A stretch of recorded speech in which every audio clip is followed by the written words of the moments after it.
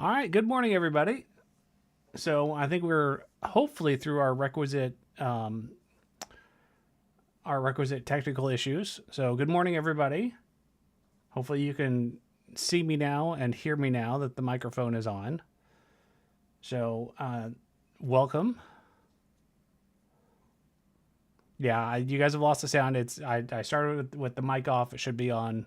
You guys should hopefully be catching up here soon and start hearing me again.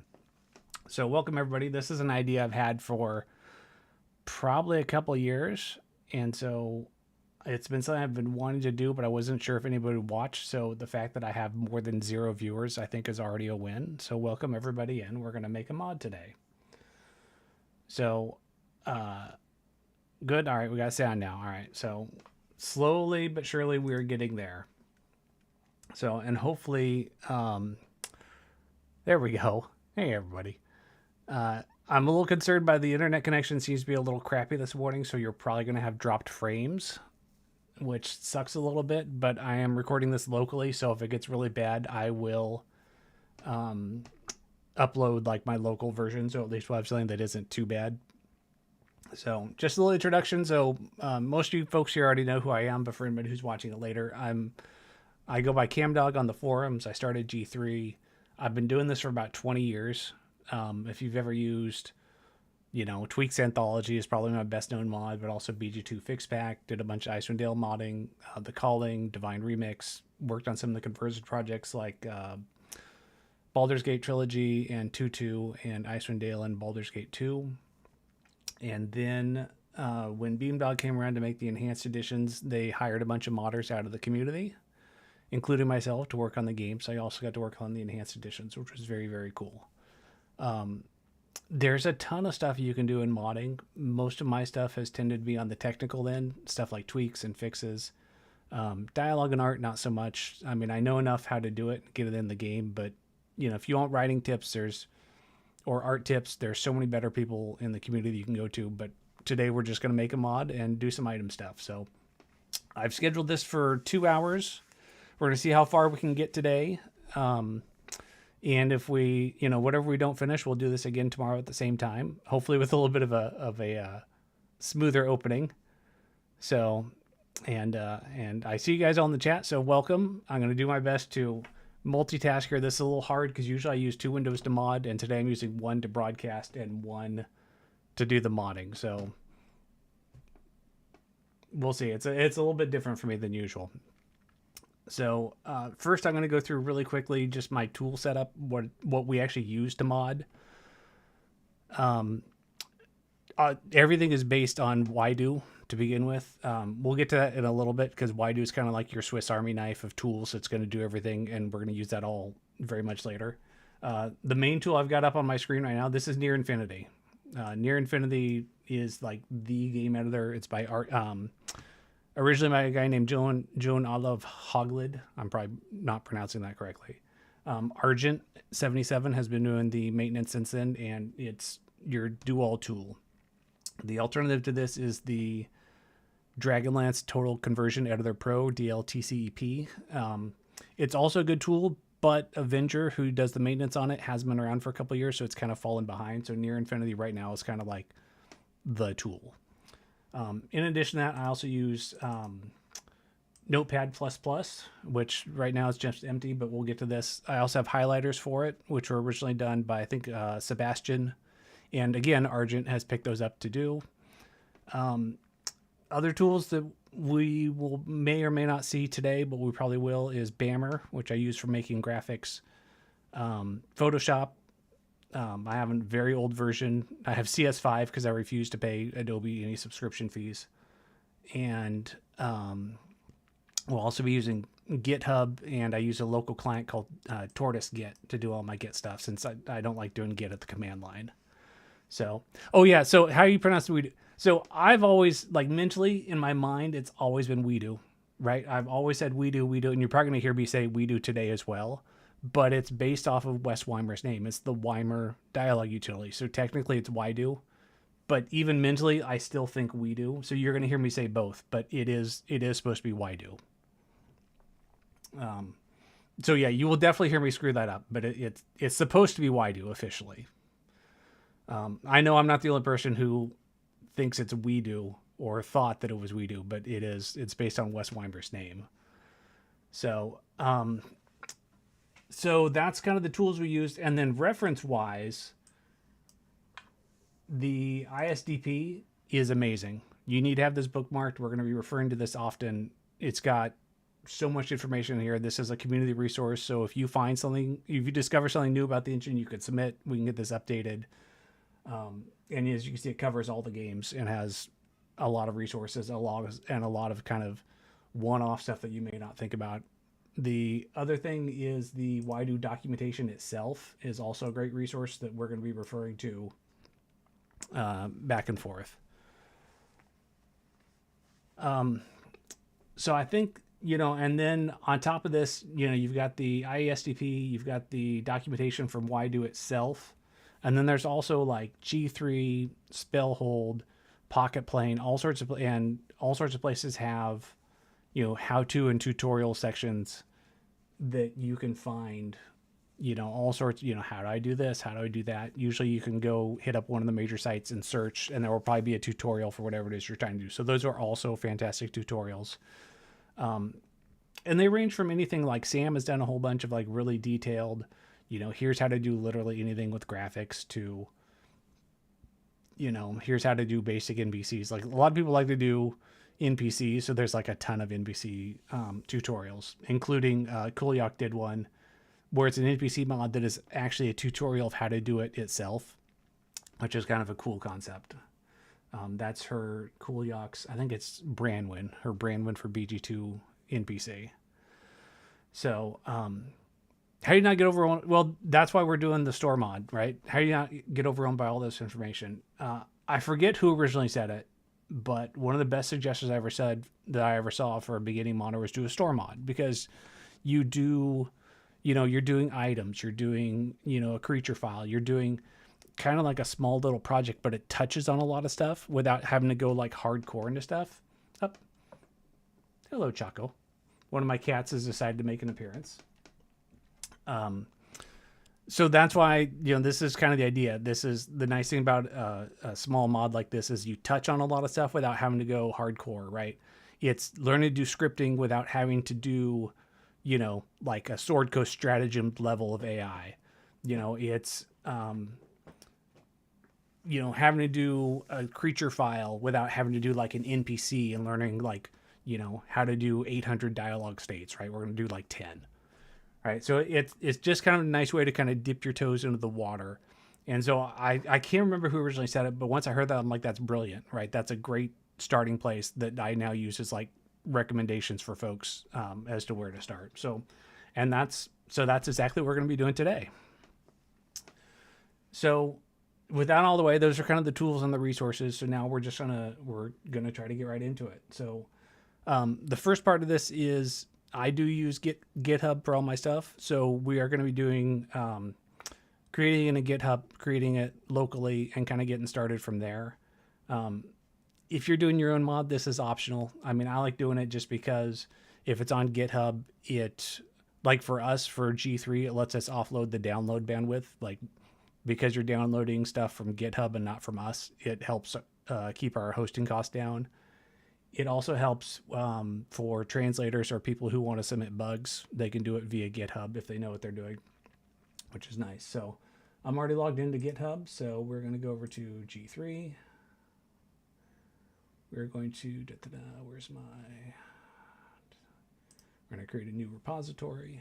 This is going to be the G3 community.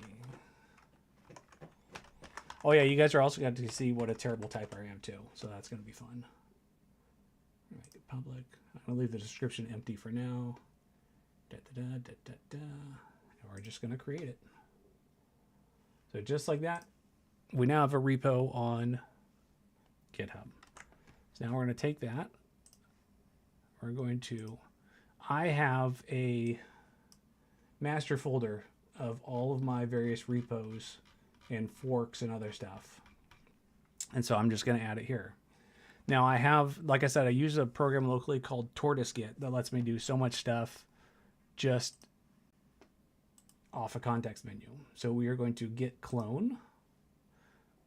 It keeps popping stuff up in the wrong window. And I've pasted in this, and it's going to create this folder locally. And there's nothing in the repo, so really at this point, normally like it would pull down the whole repo, but the repo is empty. So this is essentially just going to create the folder. Of course, you missed the progress window, but it basically said it's done. And now we've got a G3 community item pack. Just a nice empty folder. So I'm going to grab, for Trixie Anthology, I'm going to grab some basic Git stuff. Trixie Anthology. We're going to grab the git ignore. We're going to grab the .github. We're going to grab mod packaging and the readme just as a starting. Now the .github, this is something from Alien. This is a an auto packager. Argent just published one. I've not had a chance to check it out yet, but it kind of does the same thing.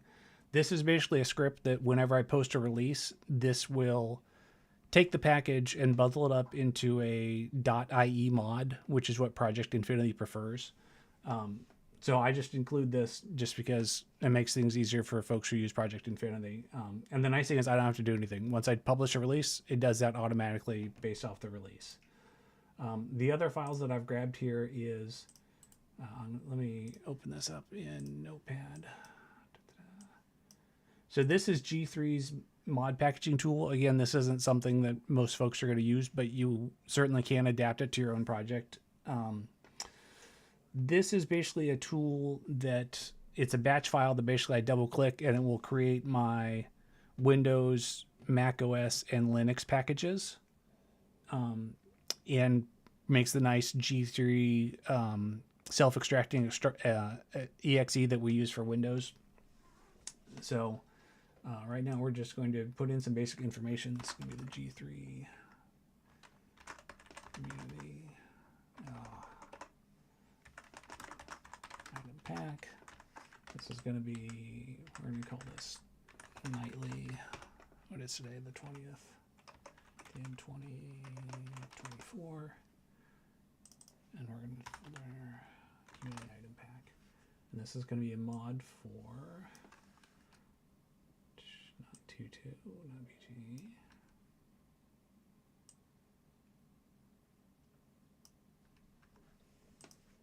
All right, that's going to be our targeted games because this is all going to be BG2 content.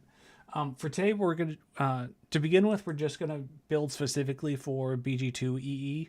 Kind of towards the end, we'll do compatibility to make it work with EET, which is really simple for BG2 EE.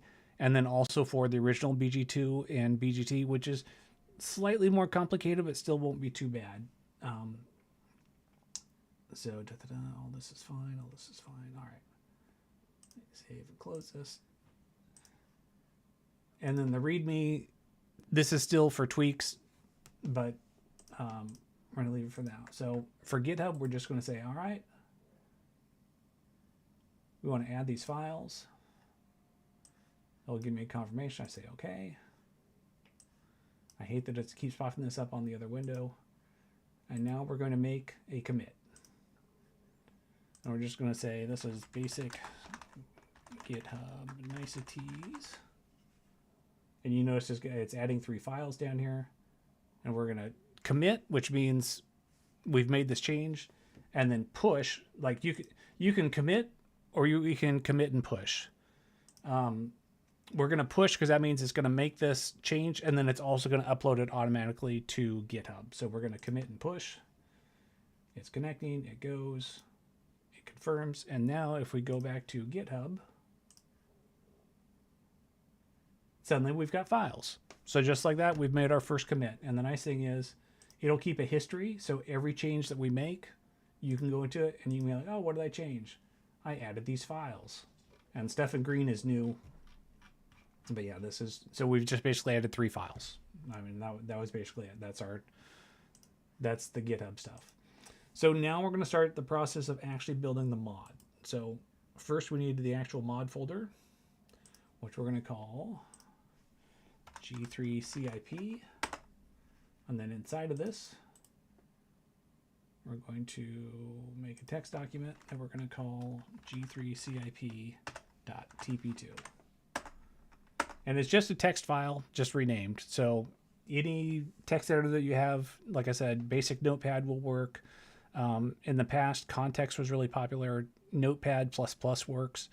I know a lot of people use, I think it's Visual Studio, and there's now highlighters for that as well.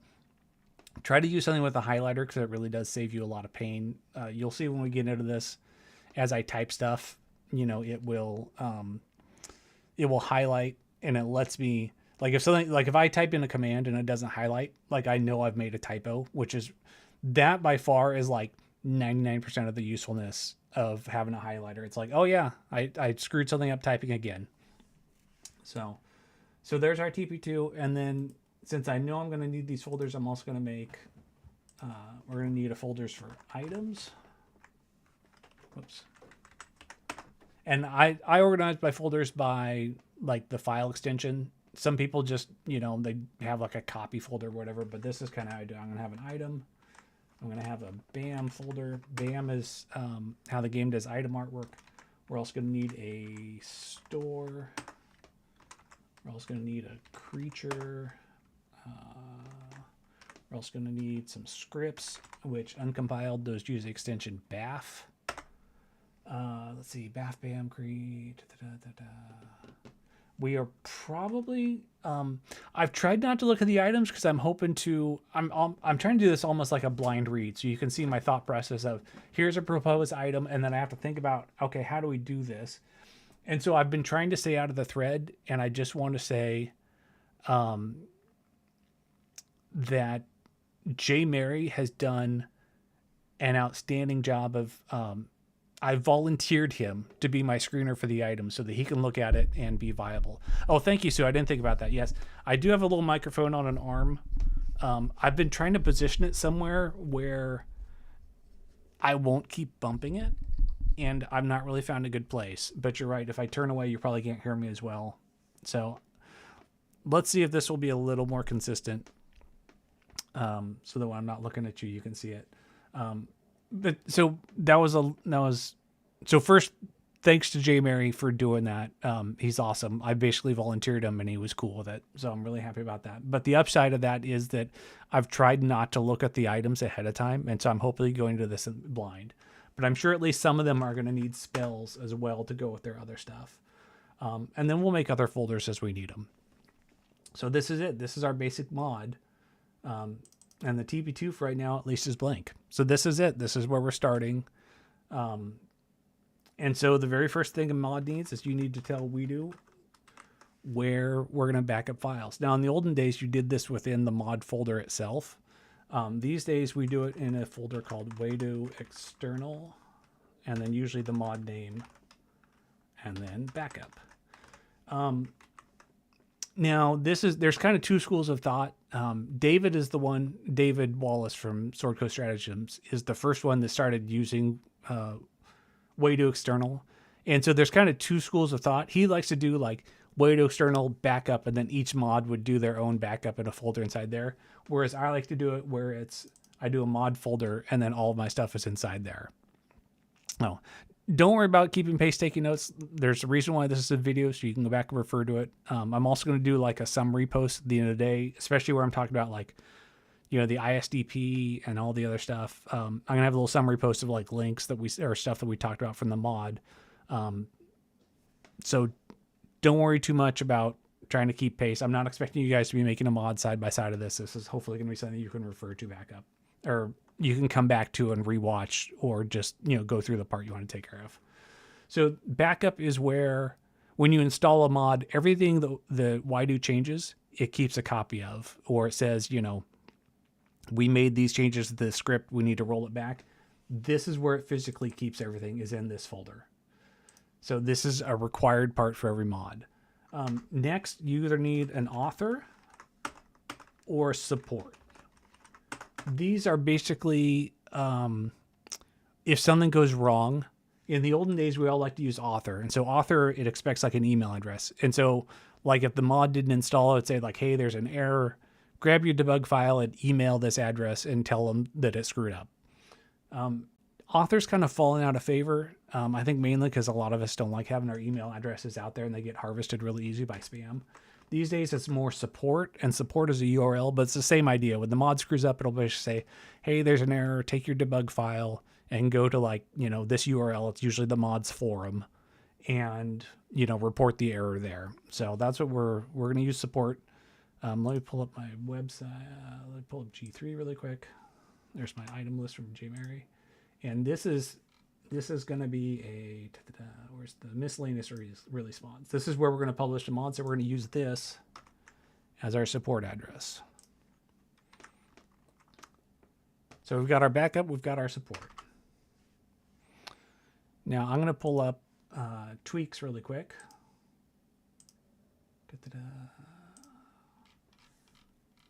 Now tweaks is kind of, there's simple mods and then there's kind of tweaks at the other end, but it's also useful to look at so you can see kind of what this looks fully, because I always forget what needs to go in here. So we're going to grab the version, readme, and auto tray. All right. So the version, this is just I'm going to call this nightly because I'm going to be publishing daily builds after the stream. So we're going to call this nightly 10, 20, 24. Or for those of you in Europe, this should be 2010, 24. But yeah, there's the nightly. And then the readme is going to be not tweaks, but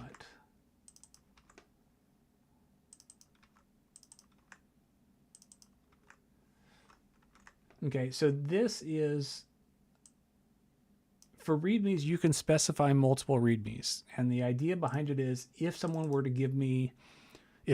to translate not just the mod, but like the readme itself, this way, if it exists, it would display that. And then if this doesn't exist, right, if there's no, Polish or Spanish or whatever readme, then it will just show the default one that is in English. So that's the nice thing about readmes is you can specify multiples. I prefer HTML readmes because I think they look nicer, and you can also include links to other stuff. A text file is fine, but you need to have some kind of documentation with your mods so that folks, can read about the components, so they can figure out where it goes in the install order.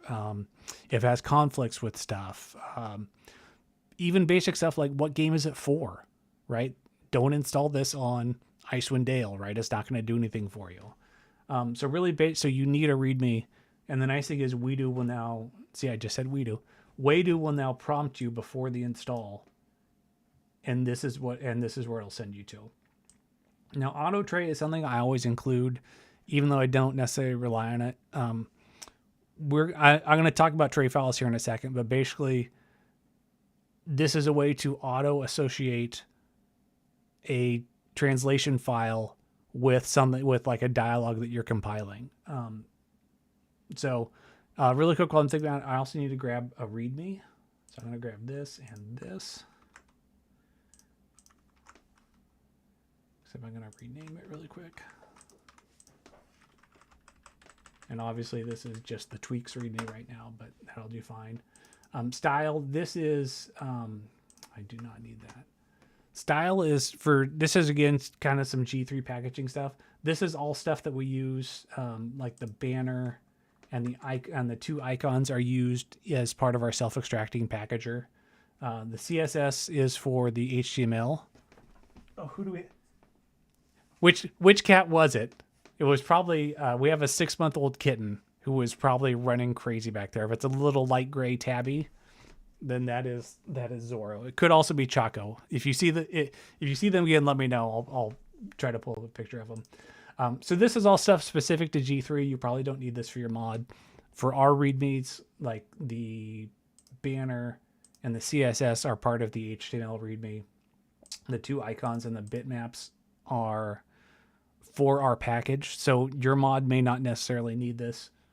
My mod, because of how we do READMEs and everything else, I do need it. So, and we hide it in a style folder just to get it out of the way so that it's not cluttering up the basic mod. All right. Next, one thing I am going to do for this is I am going to use tray files.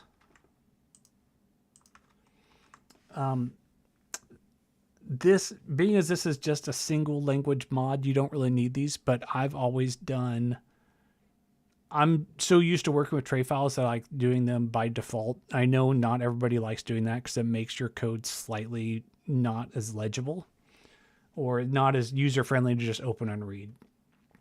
And the idea behind a translation file is just every string that you use, and string, I mean like text. So, you know, your component names, any text that goes into the game, lines of dialogue, anything. You put that in a single text file called a tray file. And then, like, if somebody comes along and says, I want to translate this into Spanish, they grab the tray file and then they find all the text in there and they translate it into Spanish. And then what Waidu will do is when you say, I want to install the mod in English, it'll go grab the English set of tray files and use those. If somebody says I want to install the Spanish, it'll go grab the Spanish set of tray files and use those instead. So, and I usually set it up so that I have, for encoding, I usually use, I've gotten to the point now where I basically use 3 tray files. And how people manage their tray files is different. People have different approaches to how they like to do it, but I like to do 3. One tray file is just for prompts in Waidu itself. So things like the component names, error messages, restrictions, that sort of thing. I like to put those into Waidu.tray. Any text that is meant to go into the game will go into game.tray. And the reason why I do that is because you need slightly different text encoding. And I apologize because this is a little higher level than you need to think about for a beginner. But basically the idea is that the text that like the DOS window supports for like component names is different than what the game will support. And then also between the enhanced edition and the original. So for text that goes into the game, depending on whether you're installing on original BG2 or BG2 EE, you need to encode it slightly different. We'll get to that when we do the conversion for getting something to work on EEs and the original. But for now, just know that's why these things are being separated. And so basically, and you've got multiple prompts here. English, this is like the first bit here. This is like what the game will say. You know, when you pick a language, this is what will show up. So you notice like tweaks, like usually I'll have check and then I'll give and then credit to whoever did it. You know, and then the second one is just the name of the folder. And then after that, you can have as many as you want, listing however many tray files that you want to use. And you notice that even under check translation, you still list the original game language, right? You notice how all these have English here. And the idea for that is that it will load up the English files and then it will override them with check. And the reason why you do that is if a translation falls behind, you know, if I release version 1 and it's got like 40 strings, and then I release version 2 and it's got 45, and the Czech translator hasn't gotten back to me and it's missing those 5 strings, it will get those 5 strings from the English version, because if it doesn't have those, it'll fail to install. So it's a way for foreign language players to play the game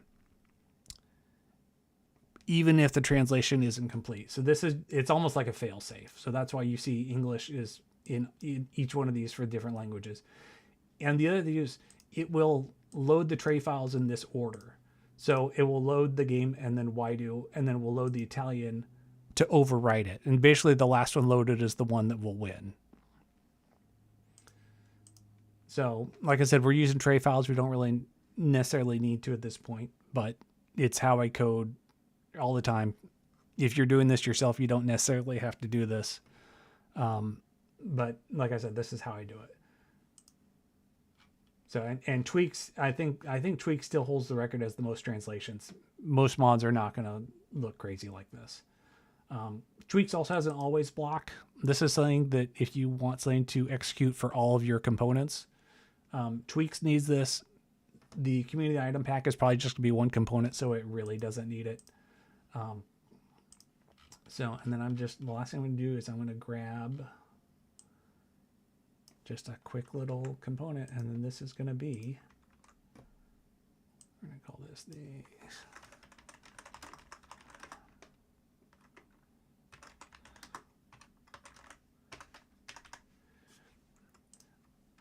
So one thing, if you've never coded before, you notice how all this text is in yellow? This is what's called a comment. So you can put these anywhere in your mod. There are two ways you can make a comment. You can, if you put a double slash, anything after that, this is a comment. Anything in yellow is ignored by Waidu because it's a comment. So this is a way to remind yourself sometimes of what you're doing. Because there have been times when, you know, you'll have a mod and you'll come back to it much later and you're like, what in the heck was I doing here? I learned how to code on a language called Perl, which is famously obtuse. So I learned to comment a lot because so many times I would code something and then come back and be like, what in the heck was I doing? And so comments are a nice way to kind of keep track. And it's also a way for,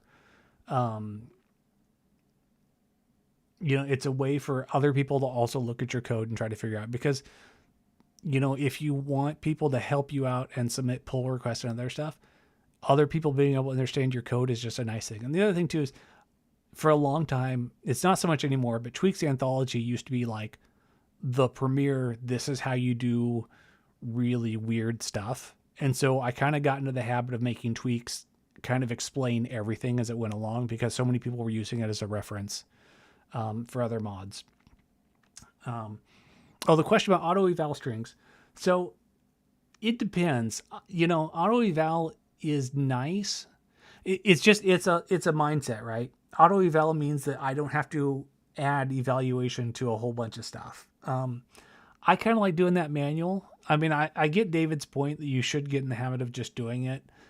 I'm not, so I'm not going to include it. And especially for this mod, because we're not going to be doing a lot of technical stuff. It's probably, I don't think there's going to be too much that we're even going to be evaluating to begin with.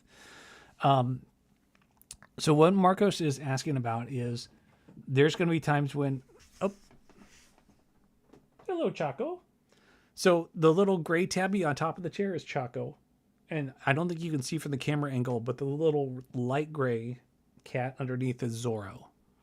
So Chaco is 2, Zorro is 6 months. So the two of these guys love to play with each other and have been chasing each other around quite a bit. So, there they go.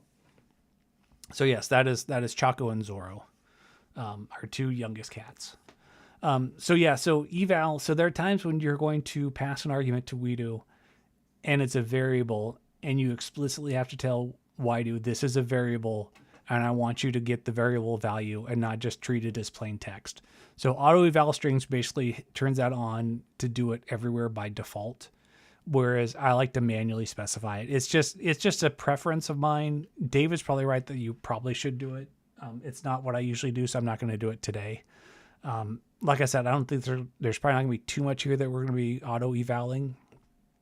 So, but yeah, I mean, by all means, use it if you're comfortable with it. If you're not comfortable with it, you know, it's kind of an advanced question, because it's the odds of you as a starting modder needing to worry about auto eval is probably not high. But then again, I'm also showing you how to do tray files, which is also not something you need to do right away. So it's kind of your own preference. So otherwise, all right, so let me delete that because that's a pointless comment. So group is also not something we're going to need today. Group is needed for if you've ever installed Tweaks Anthology and asked you, do you want to install components from the cosmetic tweaks or from the rule changes tweaks? That's what a group does. You basically, everything that's supposed to be a cosmetic component is put into the same group, and that's how you designate it. Because this is probably going to be a one component mod, we don't need groups. And then the require predicate. So require predicate, whenever you see like a mod, like skip a component, like this is not for your game, or, you need X installed or whatever, it's require predicate that is doing it. So this is basically a requirement for a component so that you don't have somebody installing it somewhere where it shouldn't. So for this one, it's going to be really simple. This is going to be for BG2 EE. This is all going to be for EET. It's going to be for BG2. It's going to be for the original BG2, and then also throw in a bail. So BG2 actually means Shadows of Om, so you do need to designate to be separately from it. And then the label, we're going to call it G3 Community Item Pack. The label doesn't actually do anything. This is another one of those niceties for Project Infinity. And then I always I haven't even talked about prefixes. So everything that we do, every modder should go to, it's at Blackworm, and register a prefix. And the idea behind a prefix is all of my stuff starts with CD, and then that way I never overrun somebody else's resources. And the reason why we did it was, if you look in the game, like, all the two-handed swords start with, SW2H, sword two-handed, and then some number. And so originally modders would all, the sword stopped at like, 35 or whatever. So everybody would start their mod at sword two-handed 36, 37. And of course you had mods overriding each other's resources. So what we eventually settled on was everybody uses a prefix to make sure that you're not overriding other people's stuff. Now, because I'm ancient, I actually have two prefixes. I have CD and I have C exclamation point. The C exclamation point I don't use pretty much for anything anymore, because Waidu does not handle exclamation points very well in code. So many times you have to just add unnecessary wrapping to it. So I don't use it very much. We also registered G3 for the anniversary pack, and I still use it occasionally for community projects. And so I'm going to be using G3 for this mod, since it's kind of a community idea. So everything I do is going to be, any item name, any store name, any variables I use are all going to be prefixed with G3, just so that, they don't collide with anybody else's work, or, overwrite anybody else's items or stores or whatever. So if you want a mod, you need to go to Blackworm and register your prefix. It's not very active these days, so you may not get a response right away, but it will eventually, and just be patient. But you definitely need a prefix. This is like the number one way that we don't mess with each other's stuff. So like I said, today I'm going to use G3. And so labels too, right? We don't want labels to collide with each other. So I also prefix my labels. One thing that I didn't talk about here is, I'm going to designate this one actually. So if you ever look in a Waidu log, you'll notice like it'll have like the TP2 name, and then it will have like two numbers. One of those numbers is the language the something was installed in. The other one is the component number. In this case, we're going to designate this as component 1. If you don't need to designate stuff, but if you don't, then basically Waidu will basically count your component starting from 0. So, the first component will be 0, the next one will be 1, the next one will be 2, 3, etc. And so I got burned by tweaks, because it used to be we had no way to designate components. In fact, designated was a feature request from me to try and organize tweaks. And the idea is basically that you will be prompted to install components based on the order that they appear in the TP2. And so using designated as a way to uncouple the order that you're presented to install stuff from what they might be internally. Because like with tweaks, there were times when like, this component is content, but it really should be in cosmetic, but I couldn't move it because it would reorder everything. And anybody who, any other mod that relied on like component numbers would be screwed because of it. So designated, once you designate a component to a number, you need to keep it. But the nice thing is, if I have 17 components, if it's designated, I can put it in the install order where I think it makes sense. It doesn't have to be, it's no longer the order that it's in the TP2 is the order that it has to be when I go to install it. So, and the other thing too is, you'll notice I've got a couple ats here. We're going to take care of those right now, because these come back to the tray files. This is normally you would put like begin, the name of the component. And then here for the required predicate, the message here is going to be like what happens if they don't satisfy this. So you'd put something like, this mod is not available for your game. It requires BG2 content. So you can do it like this, right? So you've got your two strings here. But because we're using tray files, we're going to come back to our mod. We're going to make a languages folder. Inside that, we're going to make English. And then the two tray files that we created, that we referenced earlier, we probably should have made them then, but we're going to make them now. We've got ydo.tray and then game. So your tray files, the strings, because I'm loading these both at a top level, because I'm loading these both as soon as the mod is loaded, ydo and game should have separate ranges. So I'm going to use, hold on, let me go back really quick and pull up game too. So game text, I'm going to probably, I should need more than, let's say, 100 strings for the installer. So I'm going to start game at 1,000. So whatever our first string for this is going to be, it's going to start at 1,000. And then I'm going to save, 0 to 999 for ydo.tray. So our first string is going to be this community item pack. So we basically create a tray reference. We're going to say this is going to be @1 equals this string. And then we're also going to do that for the error message. So this I can now refer to as @1. And then this is the error message. We're also going to put this in ydo. This is going to be @2. And then we'll replace that too.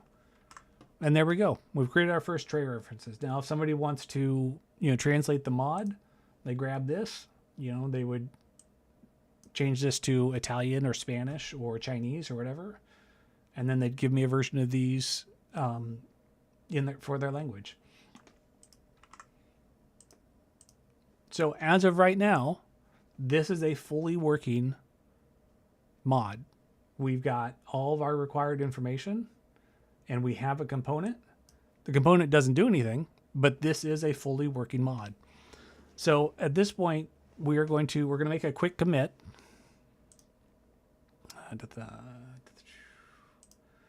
So we're going to add the folder. Add it. I should add everything inside. Now you notice it ignores all the empty folders, that's totally fine and total normal. I'm actually not going to, because the README is still tweaks. I'm going to revert that. I don't want that to actually be in the commit. So the TP2 has been added. All the stuff in style has been added. The two tray files that we've added, and we're just going to do another commit. We're going to say this is basic redo framework. And again, it tells me, all right, I've added all these files and these files are present, but I've not added them, but they're not in commit. So we're going to commit and push.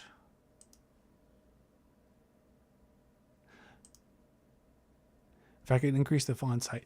Are you guys getting 10p video or 720? Because it should be streaming at 1080, which hopefully means you guys should be able to read everything.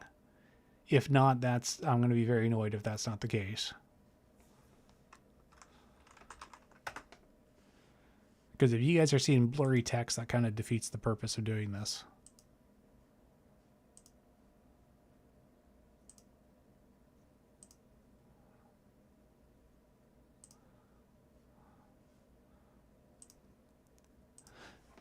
Okay.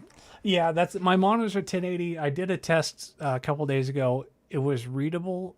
I mean, I can make it bigger even if it's blurry, even at 1080. Or for all I know, I'm dropping a bunch of frames at 1080. I don't know. But yeah, I certainly can. For right now, at least, being as we're just doing the text stuff, I know it's somewhat important for real to read the text. Let's see.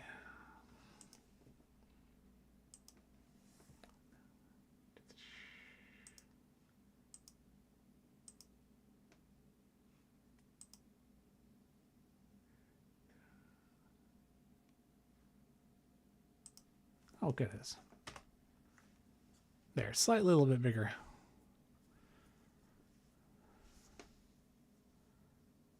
Okay. All right. Well, that's no problem. I don't mind zooming in a little bit. All right, let's do another zoom in. Yeah, that's the. I'm old, so I'm happy that I'm not having to wear my reading glasses for this. So all of my screen is already at like 120%, so I don't have to wear my reading glasses. So I do not mind zooming in a little bit because that's probably good for everybody. So yes, so as of right now, like I said, this is a fully functioning mod. It doesn't do anything, but it is fully working. So I'm going to go over to my folders.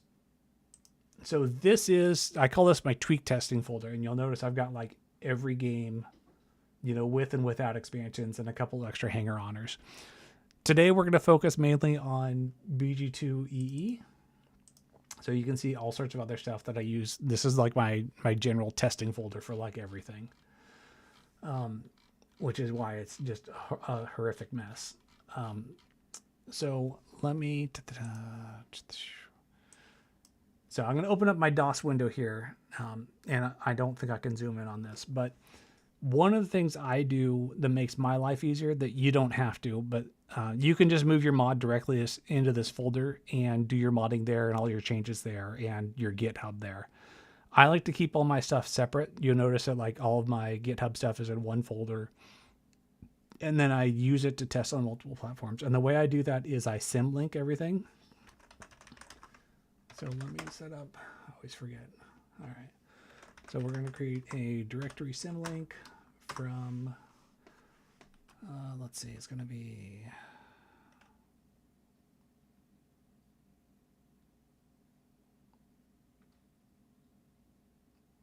this is going to be in C games.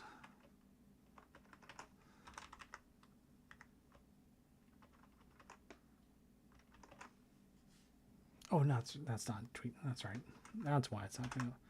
It's going to be tweak testing. This is going to be G2E 2.6. And we want to create a CIP folder. It has to be coming from D:. Oh, that's right. Documents. IE mod packaging. G3. Give you the G3 CIP. Make sure that's all right. Okay, so yeah, this is a really technical step that I do that you guys don't have to. But basically, the upshot of all that is, if you'll notice now, I now have a G3 CIP folder here.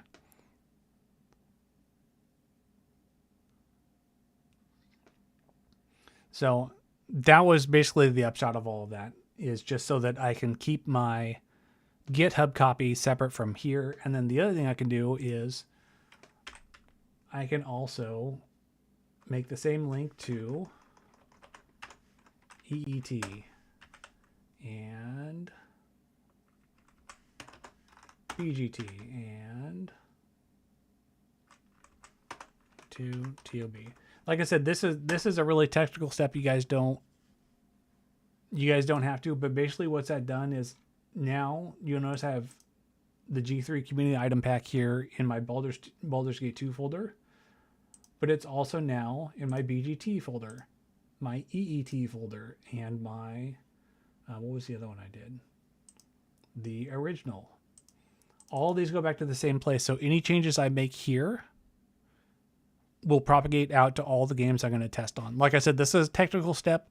You can literally just drag this folder into your game folder and mod that way.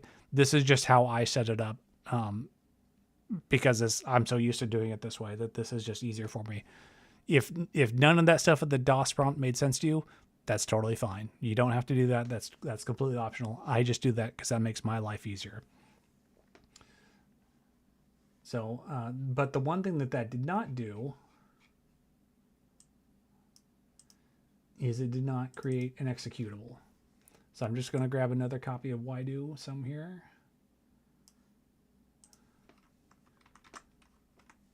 We're going to call this setup dash G3 CIP. So your mod name, the mod folder, and the TP2 all need to have the same name, which for this we've designated G3 CIP. So let me clear out this And so you notice if we go set up G3 CIP, do we want to display the README? I'll choose yes. And it pops up, because we're still using the Tweaks Anthology README, it pops up the Tweaks Anthology README, but we know our README prompt works. And then you notice we've got G3 Community Item Pack. We're going to install it. Boom, we've got a working mod. Doesn't do anything, but we've got a working mod. And then let's just uninstall it again really quick. So just like that, we've got a working mod. Like I said, doesn't do anything, but that's basically your TP2. So you notice like this was the name, and then it pulled the strings from here, the G3 Community Item Pack, and just like that. So there we go. And yes, that is why you put the backup outside of the game folder, so that it's local to the game folder instead of local to the mod. So that I can basically do the sim link and have it in multiple places at once. All right, so down is, we've got our basic mod set up. So it's 10 o'clock. Let's take a quick little break so I can get some tea, because my throat's getting a little sore. We'll give you a couple of minutes. I'm going to grab some tea, and then we'll come back and we'll actually start making items. So sit tight, everyone.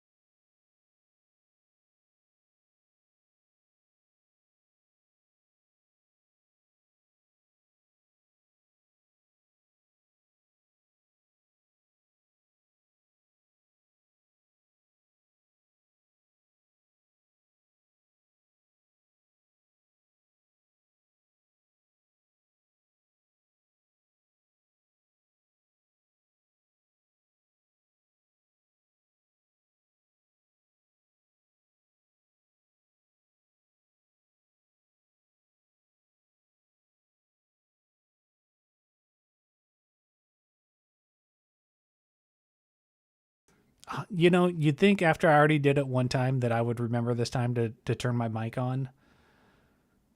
Okay.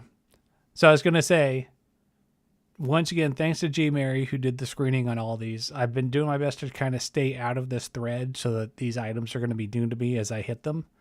And I really just kind of Shanghai G. Mary into this. So big thanks to him for doing that. And so now we're just going to try to go down the list and see what we get. So first up is going to be Akkabar's Battleblade from Wandering Scholar. So I think you guys are behind. Let me know if you guys should start hearing me again because my mic was definitely off. Okay, yeah. Thank you, Taco Bell. All right, so it's a ring, blade barrier, 2+ bonus, armor class. For now, at least, I'm just gonna be making these items with generic icons. I'm gonna do art at a later pass. So for now. I know Zen Black has been fantastic. He gave me item art for a lot of these. And for the rest of these, I'm going to make later. Today, we're just going to kind of focus more on the items themselves. So this is, let's see. So like I said, it's a +2 armor class. And then there's blade barrier 1 time a day. Okay. So the easiest way to make items is always to steal from another item. So for this, we're going to go to our items. Rings are unsurprisingly named ring something. We're going to find the normal +2 ring of protection. And we're just going to add a copy of it. And we're going to call this G3. And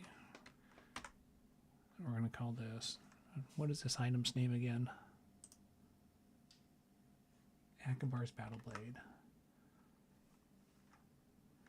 We're going to call it Hack. Item.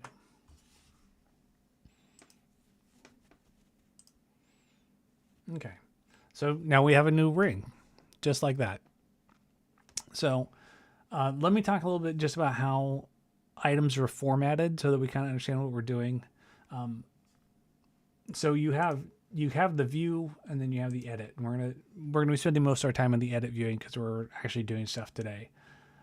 So how items are structured, items have out to here is like the static part of every item. Like every item has this at least, right? And so this is basic item information, right? It's the name, who can use it. Do you need to have a minimum strength or intelligence to use it?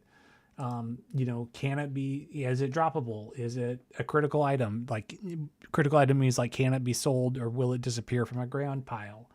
What kits can use it? What classes, what races can use it? Its price, what artwork to use for it. So this is kind of basic information that every item has. And then depending on the item, you will also have effects and abilities. And actually, hold on, let me bring up something with both here really quick.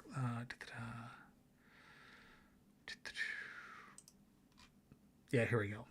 So this is Ross the Dancing Blade. So it has 3 effects. They don't really do too much. They basically set the color. So, when you equip a sword and you look on your paper doll, and these are how it tells it what colors to use on the paper doll. So these are 3 effects that are called equipping effects because as soon as you take the item, these take effect.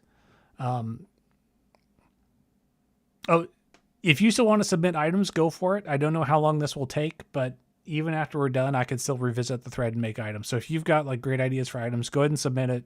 Even if I may not get to them originally, there's no reason why I can't come back and keep adding stuff. So don't feel bad that you missed the deadline. Go ahead and submit it, even if we may not get to it on the live stream.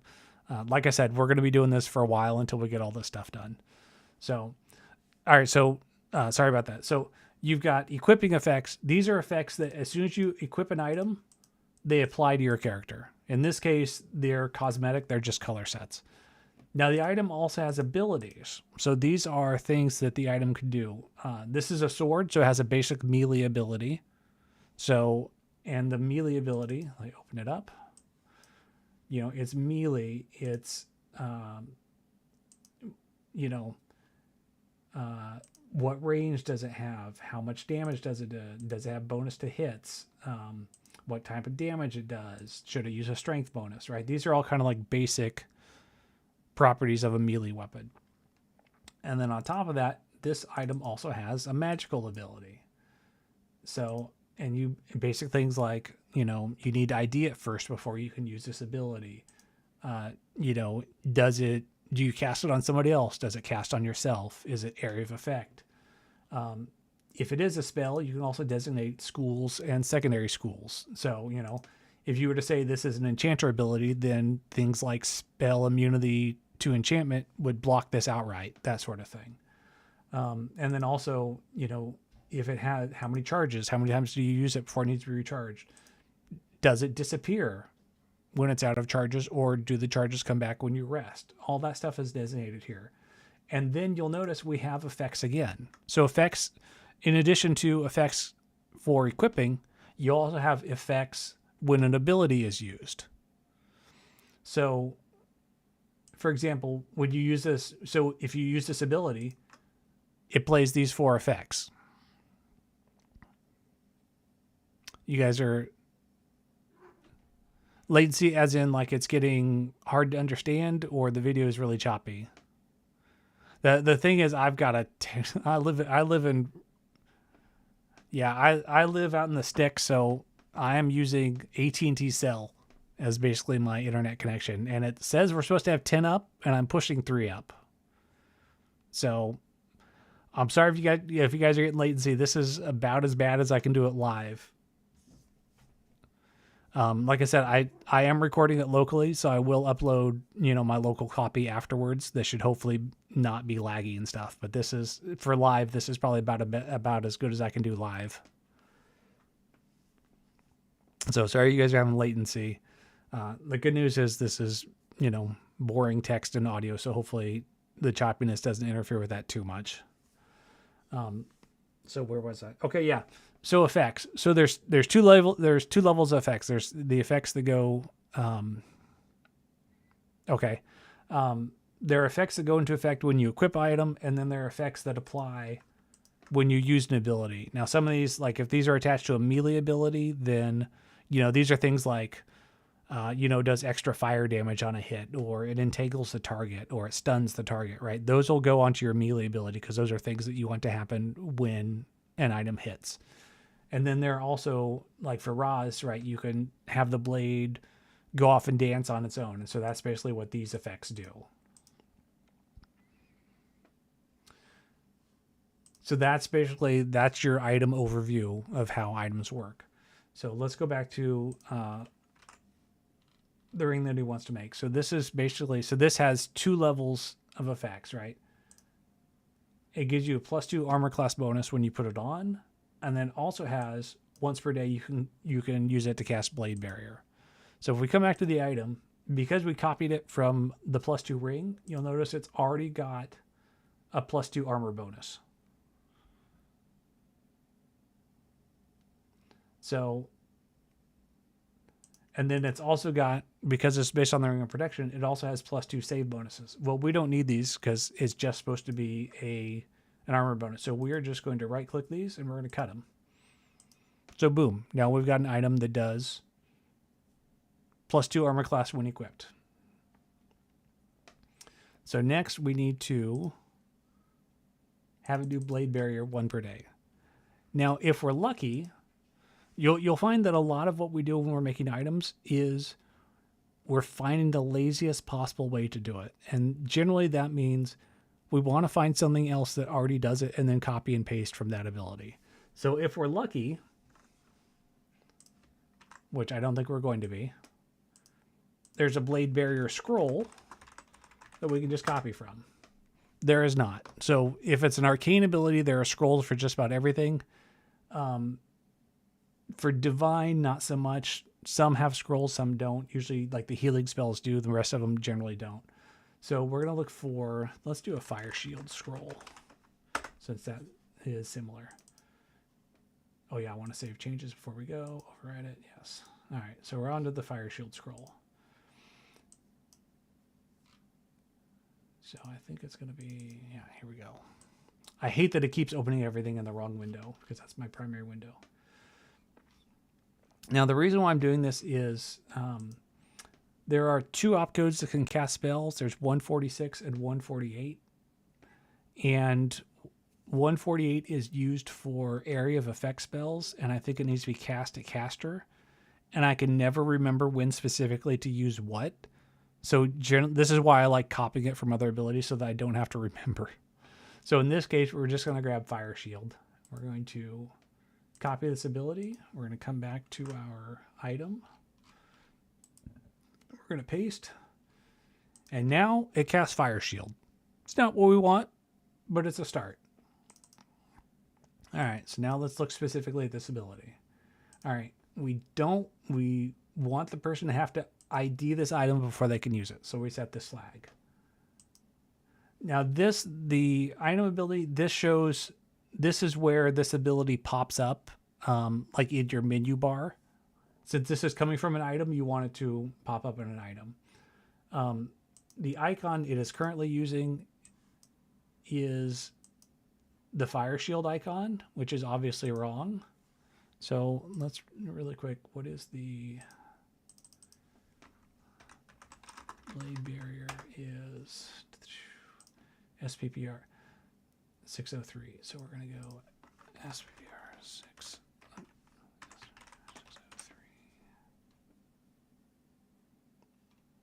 I skip past it.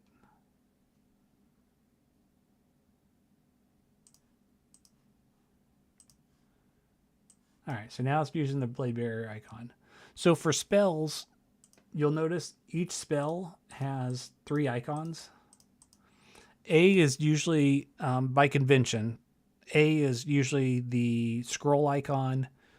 B is the stone icon that's used in the UI. And then C is the icon just by itself that is used in the spell book. So, and then the other thing is you'll notice spells are also named. There's basically 4 series of spells. They all start with SP. So SP, PR are divine spells. So anything a druid, a priest, rangers and paladins can cast are all SP PRs. And then usually a first number, which is usually the level. So SPPR 1 are all the first level divine spells, 2, 3, 4, 5, 6, 7. Same for arcane spells. Those are SPWI for wizard, but those are your sorcerer spells, your mage spells, bard spells. And then there's 2 other sequences which are usually used for innate or kit abilities, and those are the spin and the special, so SPIN and SPCL. And especially when you get into that range, kind of anything goes. Like those are just kind of named whatever because they were basically, in general, those are added in whatever order they were created. So there's not really a lot of logic when you get into the spin and specials. But at least for Blade Barrier, it's a 6th level spell. It's a 3rd spell. We're using B because this is for the interface. We're using the B icon, which is the one with, like I said, with the little, is it C that I want? Wait, no, it is B. Yeah, I'm sorry. I'm right. Yeah, it's the stone icon. Because again, this is going to be when you go to use this ability, it's going to be in your ability bar at the bottom of the screen. So you want the B icon. Casting is similar. It's going to go on the caster. Yes, Blade Barrier does have a school and a secondary, but we are casting the spell directly. And first, actually, let me update this. So we're going to cast the spell, and we're going to cast SPPR 603. Update value. Now, the reason why I'm going to leave these as with no school and no secondary is because we're casting the spell directly. The spell itself has its school and its secondary ability set so that we don't have to do it on the item. because the spell will take care of it. So if somebody has up spell immunity that blocks this, it's going to block the spell directly. We don't have to worry about putting this on the item. So that's why, in case you're wondering why I'm leaving the school blank, even though Blade Barrier has a school, that is why. Now, the other thing is we want this, we want the item will recharge because this is a 1 time per day ability. And we want it to recharge after resting. So you get 1 charge. The item will recharge after resting. And what will it do? It will cast the spell. It will cast Blade Barrier. So I'm going to pull up the effect really quick just so that we can, because everything is done with effects, let's talk about these a little bit. So remember how I told you how the ISDP is awesome? The ISDP, if you're ever looking for what does something do, it has every one of these opcodes listed here. So we're going to go down to 146. Everything you could possibly want to know about this opcode is here. If you go, all right, do I, hold on. Yeah. What mode should I cast at? Do we want to cast normally? Or do we want to cast it at a specified level, right? Do we want this cast as like, no matter what who's using it, we want it to be like a level 20 Blade Barrier, or we want it to be a level 5 Blade Barrier. You can specify that. And if you're ever unsure or this is unclear, Near Infinity is really good about this, but if you're ever unclear, the IESDP is the resource for figuring out what something does specifically. Or if you're thinking, oh, I really want an item to X, how I do that, go to the ISDP and look through it. That does include cast speed. So if I cast normally, it's going to default to, because I copy this from a scroll, it's going to cast normally, which means it's going to be the normal caster animation. It's not going to be instant. It's going to use whatever casting speed is in the spell itself. By convention, generally items that cast spells usually do it at a fixed level. And I think that's also in line with P&P lore, because when you create a magic item, it uses the creator's level. So like if a mage is scribing scrolls, if it's a level 12 mage and he scribes a fireball scroll, it's going to cast a level 12 fireball, or it's going to cast fireball as if it's a level 12, and it doesn't matter who's using that scroll. So here we are going to cast instantly at a specified level. Come on. By convention, Baldur's Gate 2 items generally use 10. Baldur's Gate 1 generally use 6, I think. I'd have to double check. So we're going to have this cast Blade Barrier at a fixed level of 10, just because in general that's convention. We're going to cast it permanently because, again, the spell itself has the duration. So we don't need to worry about specifying a duration here. It's basically, we're going to say we're casting the spell, and then the spell itself is going to be like, all right, the spell lasts for 6 rounds or whatever Blade Barrier lasts for. I don't know offhand. Probabilities, in this case, you want it to happen. So this is basically the probability is you roll D100 and then 0 to 99 inclusive. We want this to always happen, right? If this is something that's supposed to happen 10% of the time, you would do 0 and 9. If this is something that's supposed to happen 25% of the time, you'd do 0 and 24. But this is something that should always happen, so it's 0 to 100. And also, because this is just for the spell, there's no save, right? You don't want the caster to make a save against their own spell. So no save bonus. Done. So that should be this item pretty much done. So you'll notice now as a magic ability, it still has the +2 armor class bonus when equipped. But one thing you will notice is that all the text is still wrong. This is still using the original +2 Ring of Protection text. So what we're going to do is we're going to save so we keep all these changes. Now we're going to come back to our game folder. Excuse me. Hold on, let me grab some tea.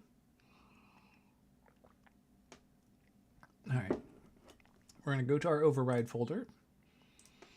Here's our item. We're actually going to cut this, and we're going to bring this back to our, where is it? We're going to drop it back into our mod. So now this is local to the mod. And now we're going to do the very basic. Hold on, this is, let me get the description again.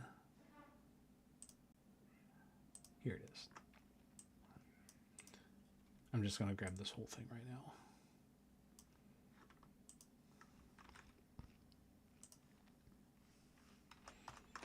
And I'm just going to put it here so I don't have to keep tabbing back and forth. So now we're going to use one of the most basic commands we have for modding. We're going to copy. We're going to copy it from our source folder, g3 zip, item, for crying out loud, item, and I call it g3c akk.item. We're going to copy it into the override folder. And now we're going to give it names and descriptions. And for that, we use what's called the say command. Now, the say command is basically how you essentially name things in the game. So say, you can do say one of three ways. You can either be like, say, pound 123. This, the pound 123 says, I want to use the existing string that's in the game 123. You can also do, oh, and sorry, you need to tell it where you want it to say. So I'll double back to this in 1 second. You can also, there are two other things you can do. You can use an @ reference, which just like the stuff up here that says go to the tray file and use @123. Or you can also just do it directly. I'm sorry. Item name. All three of these ways are perfectly fine for using say. We're using tray files. Now, what is this 0x08? This is hexadecimal notation. So if I come back to the item, you'll notice the general name is at offset 8. This is hexadecimal. You could, 0x means we're going to use hexadecimal, and then 08 means I want to write it into this field. So near infinity is very helpful in that it's more geared toward making things make sense. But if you were to look at this,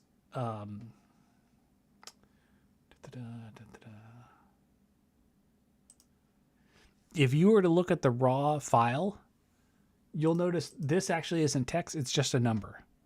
And so what these fields do, right, this item doesn't actually contain the text, the guard's ring. What it has is a reference, 6838. And so if you were to look into, the game keeps all of its text in a file called dialog.talk.tlk. And so what the item will do is say, hey, the general name is 6348. And then the game will say, all right, what is 6348? Ring, right? This is its generic name. When you identify it, it says, hey, it's 6838. And unsurprisingly, that contains the guard's ring +2. So none of this text is actually in the item. You just have references to other stuff. So when you use say, this is kind of the whole reason why we use whydo, is that when I say at this offset, I want to put in this string, what whydo does is it goes and it creates that entry in the dialog.talk for you. And then it takes the index of what it just created and puts it in the item. So essentially, it's doing all this background work for you and you don't need to worry about it. That's your takeaway here. That's why whydo is so popular, because it does all this stuff without you having to think about it. In the olden days, like the really olden days, people would actually have to distribute a dialog.talk with their mods, which meant that nothing worked with each other. So that's why whydo became so popular, was because it was a way for a bunch of mods to all work together. And then just kind of as it went along, it became easier and easier to do that. So, so there's basically 4 strings we want to set here. So you'll notice on the item, you've got a general name, an identified name. Hold on, let me reset that really quick. Let me, oh, that's right. I took it out of the override. Okay, hold on. Let me just go to another ring then. So you've got a general name, an identified name, a general description, and an identified description. These are the basically the 4 strings for every item. So the general name and general description, if it's a magical item, these are the name and description that is displayed until you identify it. Once it's identified, obviously you get the identified description and the identified name. So we're going to come back here really quick. So we're worried about, let's go back. We're worried about the identified name, which is at C. And we're worried about the identified description, which is at 54. I'm perfectly happy. So it's already got the generic ring description and ring name. So I'm not worried about the general descriptions. We're just going to set the identified name and the identified description. So we want C and 54. And this is going to be the identified name and the identified description. And so I'm just going to copy and paste this really quick into the tray file because that's where we're keeping our text.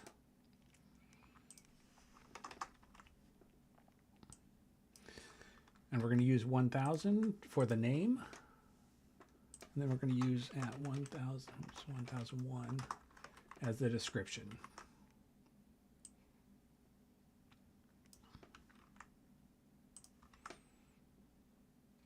Now, one big difference between the enhanced editions and the originals is that the enhanced editions will generate the usability list automatically.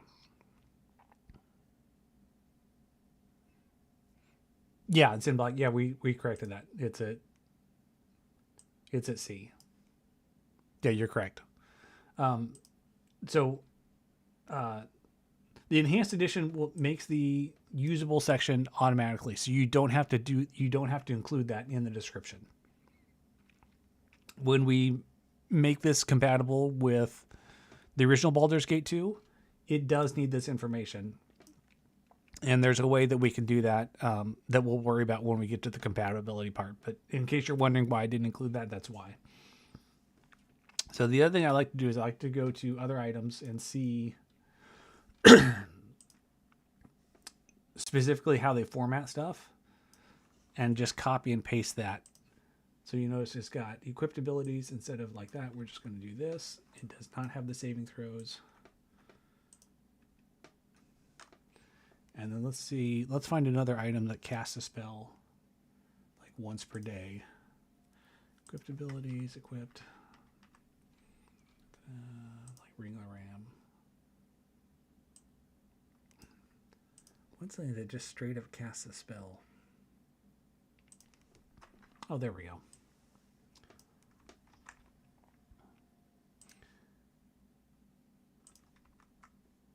And we're going to do Blade Barrier.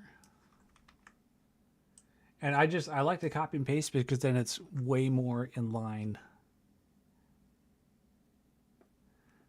It's way more in line with how other items look. And for me, like, the mark of a good mod is how well your mod content blends in with a regular game. So if your item descriptions look nothing like anything else, it's very obvious. It would be very obvious that, you know, it's a mod item, and then it sticks out, and then it kind of ruins immersion. So wherever possible, I like to take existing descriptions and existing text and then just adapt them so that there's a lot of copy and pasting done to make it match. And so, yeah, Zen Black answered you, but yes, you can use Near Infinity to create strings and do that all internally within Near Infinity. The problem is that those strings, you need a way to get those strings to other players. And so that's the whole reason of why you use Waidu. And the reason why the reason why we use it in tray files is so that it's easier for translators in the future. So the text needs to be in the mod somewhere. We use it with tray files. And then I also need to, let me go to just Blade Barrier, the spell itself, and grab some window. and grab its description. So the blade barrier.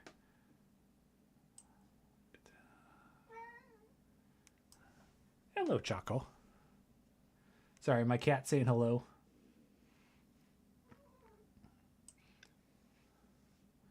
All right, we're going to say blade barrier special. Come here, Choco. Come here, Choco. Say hello to Choco, everybody. I think she wants a treat, but I don't have any here at my desk. All right, so it creates a wall section, circling razor sharp blades, and what's its duration?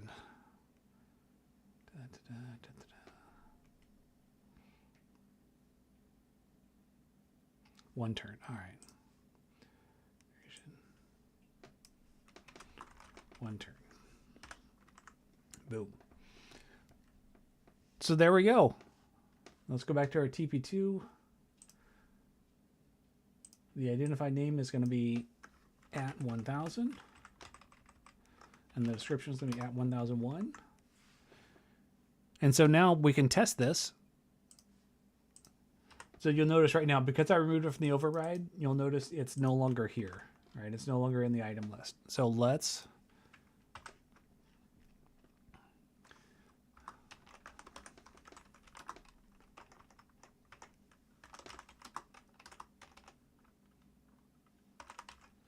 So I'm using this as a shortcut to just basically tell it to install everything so that I don't have to keep answering prompts. So boom, we've installed the mod, and now let's come over to Near Infinity. Refresh the tree with F5. Now we come down to G3, and you'll notice we now have Akkabar's Battleblade. It's still using the generic description, but then you'll notice it's got the description we just created. Now, one thing I did screw up is I think I have my tray file in the wrong encoding. One second. Let's try this again. Oh, wait, not this. Encoding. Yep, there we go. All right, let me fix something here really quick. I didn't think I'd be talking about encoding this early, but it looks like I do.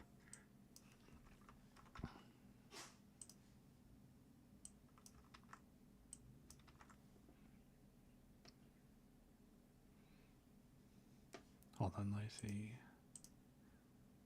Okay, yeah.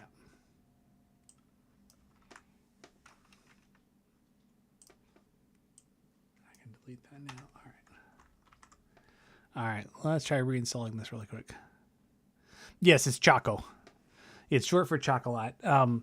We had when I first met my wife, she had a cat, a big Bengal cat named Coco, and she thinks that Choco has similar markings to him, so he is Choco to match Coco. All right, so I screwed up the encoding. Let's try reinstalling that really quick. And now let's see if we have the encoding. So you'll notice, let me refresh the tree, come down to items, come to the Akkabar, and now you'll notice the dashes are correctly. That was a text encoding problem. We'll talk more about that when we start talking about the difference between Baldur's Gate 2E and the originals, because they need different text encoding, because certain characters like these dashes aren't available in the original. So usually in the original, they'll do spaces instead to indent things. We'll talk about them more when we get there. But yeah, so now we have a fully functioning item. It's still using the artwork from the +2 Ring of Protection. It's still using this, which we'll fix later. For now, I'm concentrating more on getting the items functional and working. So there we go. We have our very first item. Done and done. Oh, and then the other thing is I'm also going to this up here so that I know which item is which. And this is, I think, Wandering Scholar.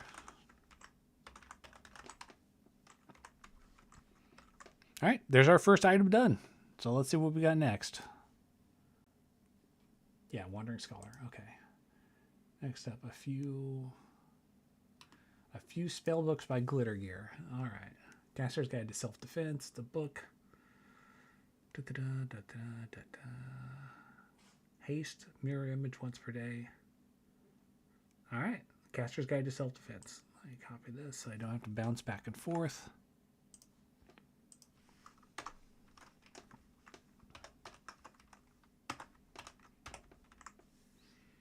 Okay. So for this, we're going to grab one of the books.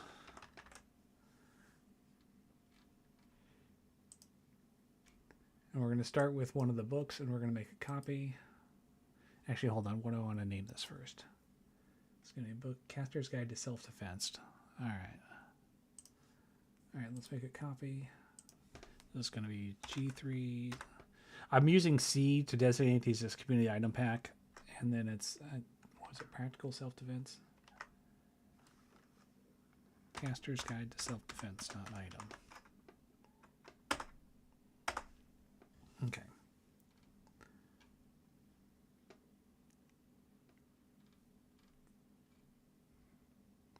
All right, and this is going to cast haste and mirror image once per day. All right. Now the nice thing is we've got scrolls of both of those. So we're going to remove the existing ability because this is the leftover one that does the permanent constitution raise. So we're going to remove that. We are going to find ourselves the mirror image scroll. Oh yeah, save changes, overwrite. Okay. One thing about mage scrolls, I didn't really cover this the first time, but they have two abilities. One is for the actual casting of the spell, and the second one is for learning the spell. So we always want to get the one that casts. So we're going to grab the casting ability. We're going to copy that. We're going to come back to our item. We're going to, not Akkabar's Battleblade, this one. We're going to paste. There we've got mirror image. And then what was the other one? Haste. Scroll 1H. Save changes because I keep forgetting to do that. Haste, we're going to grab the same thing. We're going to copy. Come back to our item. We're going to paste. Boom. We now have haste and mirror image. Now we're going to do, because it's supposed to be once per day, we have to come over and make the same adjustments. The other thing too is we want it to, right now it's using the scroll icon, which is not what we want. We want to use the stone. So the spell itself is Spell Wizard 305. So we're going to do Spell Wizard 305B update. Magical. We want it to be only usable after the item is identified. The range, all this is fine. All this is fine. The whole reason why I like to copy stuff is so that I don't have to worry about matching the range and all the other stuff. If I just copy it from something that already does it, that I know most of this is already going to be correct. Like the target and the range and all the other stuff. And now we want the item to recharge after resting. And it's going to have one charge. All right, that's all good. And the same thing for the second ability. This is going to be mirror image, which is Spell Wizard 212. So Spell Wizard 212B. Again, we want it to be usable after identification. The range, cast on the caster, has a range of 1 foot. We want it to recharge. And we want it to recharge after resting. Okay. Let's save, overwrite, and okay. So we had a question there about the but only. So there's a clause you can add, like we can add but only, which stands for but only if it changes. The but only clause is generally useful for if you're copying like an existing game resource and it's unsure if it's going to change or not. For this, we're adding a new item, so it's definitely going to be new, so we don't need to worry about having that clause. So that's why when you see me get into the point where we're changing an existing item or, modifying something, that's generally where but only comes into use. So for this, we're copying a new item into the override. It's definitely going to change, so we don't need to bother. I mean, you can add it, but it's not going to do anything. So generally, if I don't need to add something, I try not to, try to keep your code cleaner and a little bit nicer. So, and then that should be it. This one is nice. This is a nice, easy item. So G3CC GSD, we're going to, here's my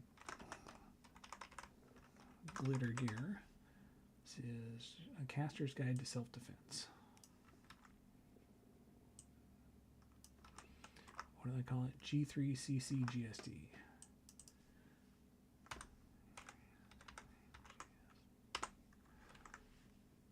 And this is going to be the next 2 string references. So this is going to be 2 and 3. And we're going to do the same thing. We're going to bring this over into the tray files. We're going to go at 1002 is this.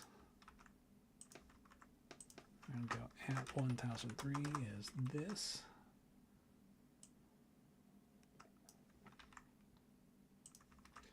Except again, to make it match, we're going to do it as charge abilities instead of special abilities. It's going to be haste once per day. And then mirror image once per day.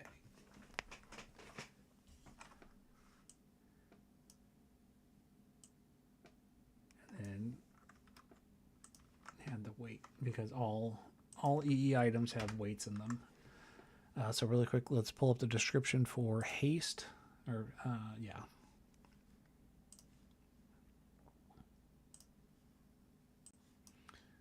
So the haste, just a quick little description. It's going to be, because it's going to be cast at 10 at level 10. It's going to be 13 rounds in duration. So that's not what I want to do. There we go. Haste. And it's going to be for 13 rounds. And then mirror image.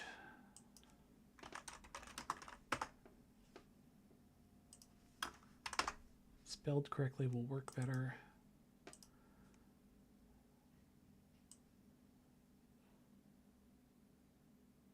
And this is going to be another 13 round ability because we're casting it at a fixed level of 10.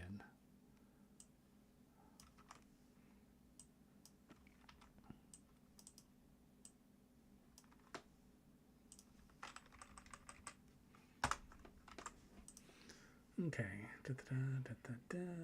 Well, that looks good. Now, 2 and 3.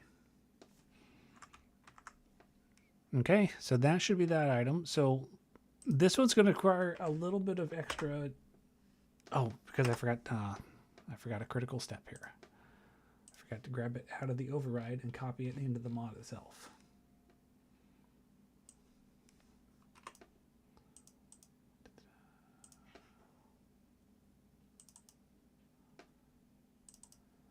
There we go.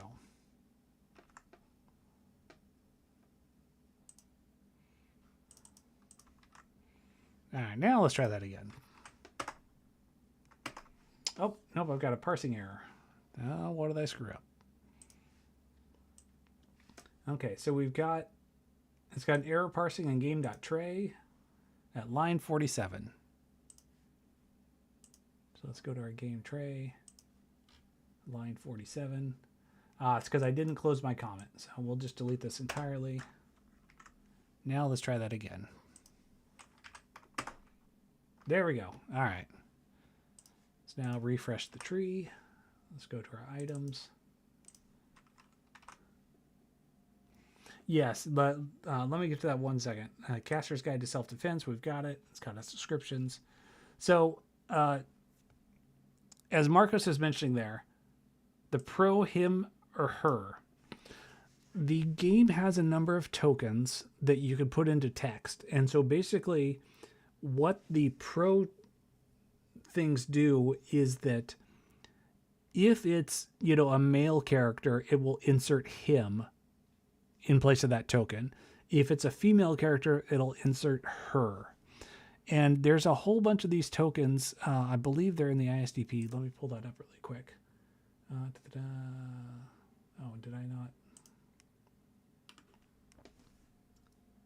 So these are called tokens. So in this case, you've got pro, his or her. So this will insert his or her into the text in place of that token. And you notice there's a whole bunch, right? Girl or boy, class. So if you want somebody to call you, you know, a fighter, you know, if you want to refer to somebody as, you know, an elf or a dwarf. So in this case, it's using pro. So it's him or her based on player 1. You can just do him or her, which you can use for generic objects. For scrolls, though, I think you have to use pro, because I'm not sure him or her will work correctly. So in this case, we're using pro. And like I said, you can see there's a whole bunch of tokens you can use. And so anywhere you put this in text, the game will say, hey, I recognize Lady Lord as an option, and then I will replace these as needed in the text. And this obviously works in translations, right? If Lady or Lord is different in Spanish or French or Italian, it will use, you know, the Italian or Spanish equivalent. So yes, that you're right. I should have mentioned that. Those are called what are called text tokens. And so you'll notice in the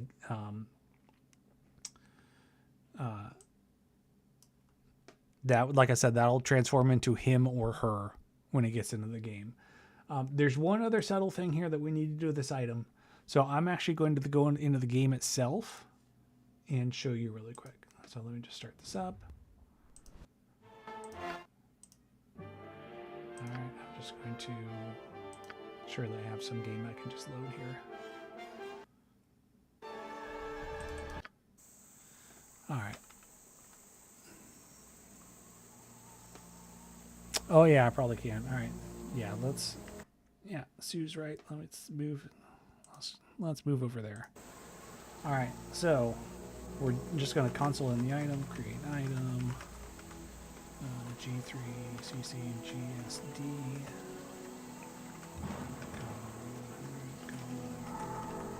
GSD.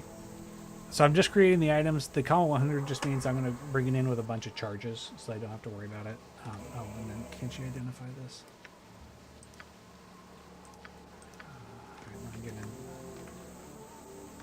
All right, let's also bring in an identify scroll then.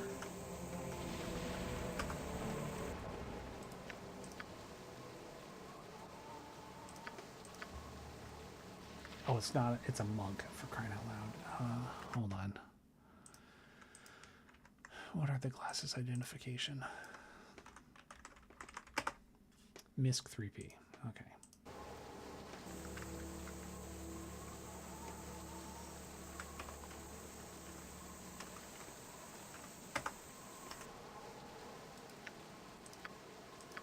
All right. So now, the item is identified. Well, that is...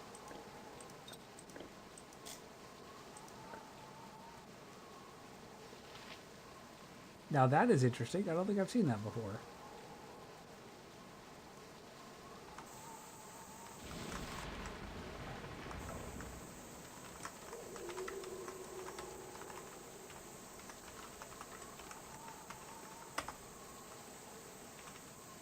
It will be done.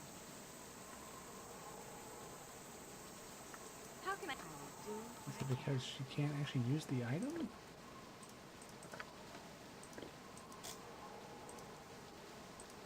Okay, really quick. Something is obviously clearly wrong on the item that it can't be equipped. Let's see. It's droppable, displayable. Oh, that looks right.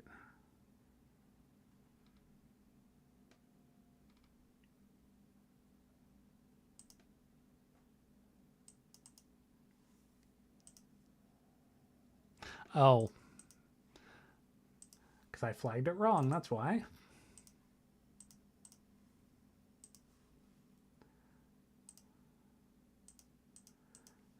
All right. Did I do the same mistake on this one?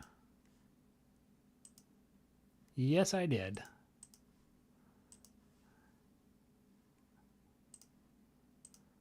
All right, so let me quickly get the corrected items back into the mod folder.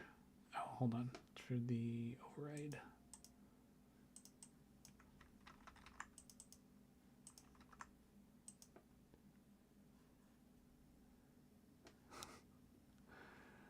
Let's see. All right, let's reinstall it really quick. Okay. Reset the tree. All right, let's try this one more time. It will be done.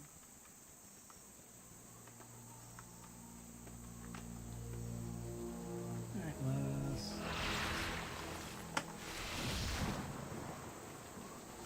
create the item. Oh, how much do I hate automatic AI?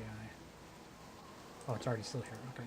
All right, now it goes in. All right, now this is... I wanted to do this way so that you could see what we're doing next. So you'll notice I have the abilities here.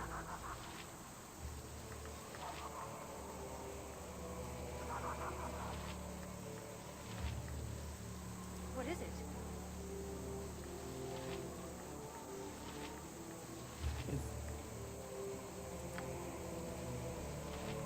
So you'll notice I've got the abilities here, but they're both labeled A Caster's Guide to Self-Defense. I mean, they're using, you can tell that's the haste icon, you can tell that's mirror image, but the tooltip is incorrect. So we're going to fix that really quickly. Oh, and oh, you didn't see what the mistake was. All right.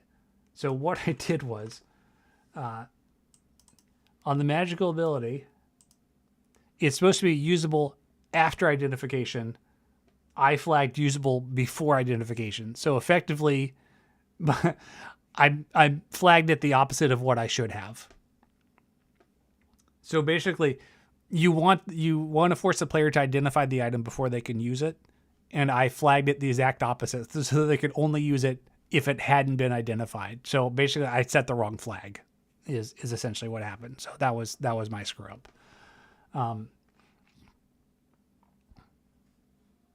So yeah, this is the field right here. I basically had usable before ID set, and it should have been usable after ID.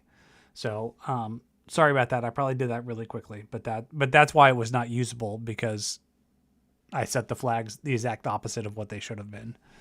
So, but getting back to in the game, you notice the tooltips for both those, we're using the item name instead of the item ability. So for that, this is gonna be the last thing we're gonna do today, but for that, there's a whole file called tooltip. And this is for any item that has multiple abilities. This is your way to designate custom text for them. So you'll notice it has, like for example, this is Wand of 5 is the Wand of Fire. So if you look up these string references, 15531 is Fireball, and 13047 is Aganadar's Scorcher. Yeah, that's the thing. Like nobody uses that flag. That's why it's so silly. But you see, like this is the Wand of Fire. So this is why when you use the Wand of Fire, those two abilities are labeled Fireball and Scorcher instead of just generic Wand of Fire. So we need to add this new item to here so that we can put custom strings for those two abilities into the item. So we're going to come back here and let me delete this. So we are going to append tooltip, not tooltip, tooltip.2da, and we're going to put in the item name, and then x and -1. So really quick, let me find out that window. Control F. Because these have existing strings, I can use existing strings. We don't have to add new references to them. Like mirror image already exists in the game. So mirror image is string 12018. And it is the second ability. And then haste is the first ability. So let's grab haste, which is 12,080.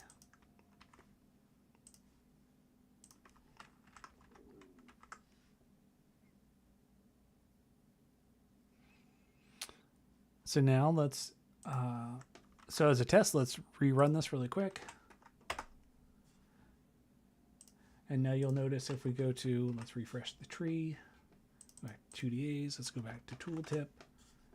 You'll notice down here at the bottom, we got our new entry. So let's go back into the game, continue. It will be done. Certainly. And now, you'll notice when we go to use this, we now have haste and mirror image. So there we go. Because like I said, if you, if it's an item with one ability, right, like I didn't do this for the previous item because it only has one ability. So you know it's Blade Bearer. I mean, you can do a tooltip for an item with one ability. I generally don't. But for an item with multiple abilities, doing stuff on tooltip makes this so much nicer. And that includes items with multiple abilities that aren't necessarily both magical. For example, like if you have a sword that can also cast spells, you'll put the melee ability as melee, and then you'll put the spell ability as like the name of the spell or the ability. So generally you only use it for items with two or more abilities. You can do it for one. It's generally not needed because, you know, like the Battleblade ring that we just made, the fact that it only has one ability means that if you go to the ability and is labeled as the item name, you know what it's going to do. In this case, not so much. But Without doubt. so let's see. And mirror image works. Oh, I forgot to change the casting speed to be instant. All right, let's go back. And now we'll try haste.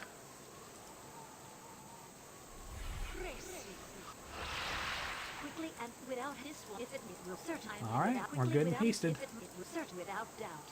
All right. So I think that's going to be, we are a little over 2 hours. I think that's going to be it for today. We will pick this up tomorrow. I just realized there's something with this item we also need to do because this is a monk that's being hasted and monks aren't supposed to be hasted. So I will double check that. All right, no, wait, monks can be hasted. Wait, no, let me double check that. This has obviously been too long of a stream. So I want to say thank you everybody for joining us.